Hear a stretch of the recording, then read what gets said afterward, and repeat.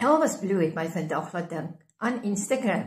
Nie oor sy musiek nie, maar oor minder. Instagram sê self nou, 5 hashtags is die limiet. 20 nie, nie 30 nie, net 5. En toe onthou ek, Elvis het ook op 'n tyd stil geraak. Nie omdat hy niks gehad het om te sê nie, maar omdat dit net te veel geword het. Meer musiek, meer menings, meer verwagtinge. Hy het nie harder probeer nie. Hy het minder gedoen. En dis toe dat sy musiek van vooraf opgevlam het. Dit is dieselfde met jou inhoud. Jy is nie onsigbaar nie. Jy is net oorlaai. Meer hashtags maak jou nie duideliker nie. Meer woorde maak jou nie meer verstaanbaar nie. Fokus doen dit.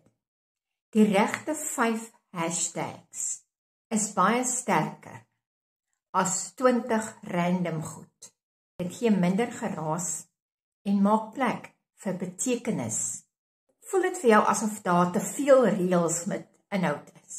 Tik fokus hieronder en ek deel met jou my manier van hoe om eenvoud terug te bring.